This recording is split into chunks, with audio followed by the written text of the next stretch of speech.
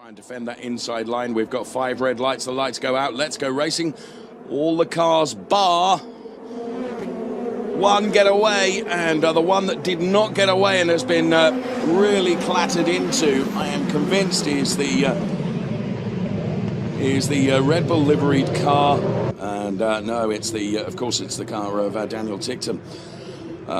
And Daniel Ticktum, thankfully, is out of the car and he's perfectly okay.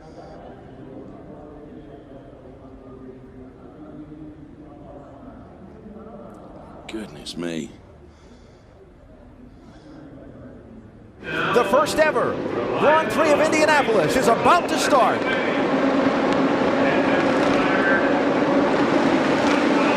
Oh, the pole sitter doesn't get going.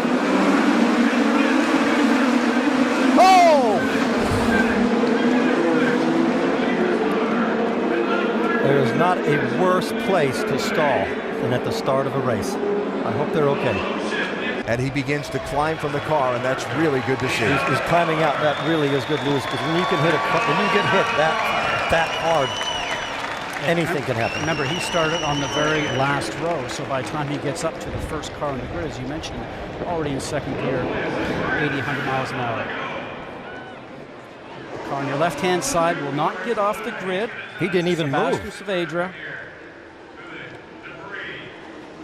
Everybody else is starting to go around him. Now the car coming from the back doesn't see him. And that first car that hits him is Carlos Munoz.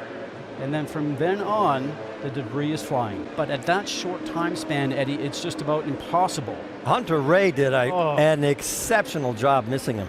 And Munoz is the one that decided to change lane from the right to left. Yes. And when he did that, he blocked the view of the cars behind him, and they found themselves with a stopped car in the middle. 2, 3, 4, 5 red lights in Abu Dhabi. And we're racing under the floodlights with a lot of wheel spin for Russell and a stall there.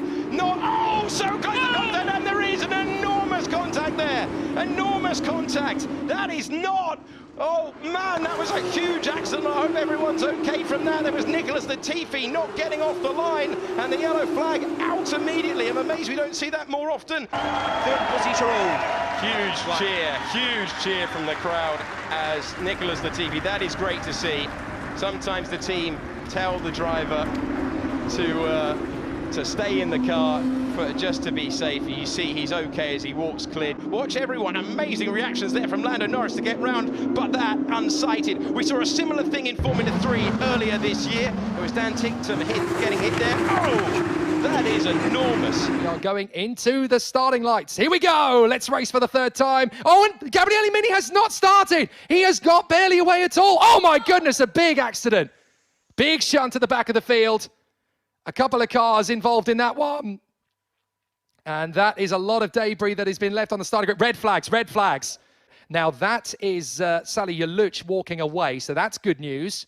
So Sally Yaluch is walking away from the scene. There's the green flag signal at the back of the grid. The start is imminent. The red's starting to rise. Oh, disaster! Disaster, because Matt Hamilton is stationary. Oh, and there's been a contact. This is awful. This is absolutely awful. The race is going to have to be stopped, I'm afraid.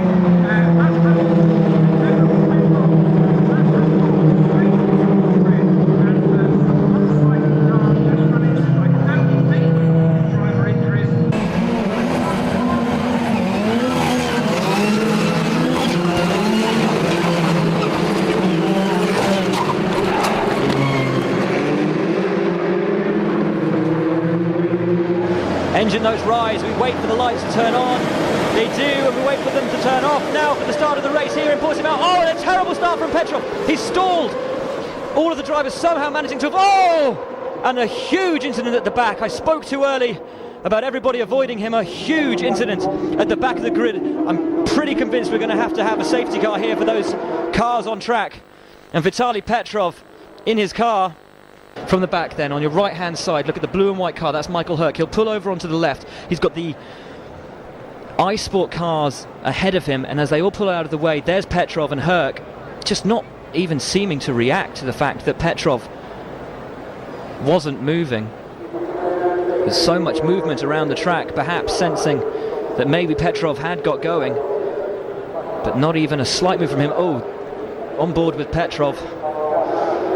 He waves his hands, and the moment of impact, oh, and that's big. Petrov just getting his hands onto the steering wheel at the right time, perhaps looking in his mirrors and seeing Michael Hurk come out of nowhere.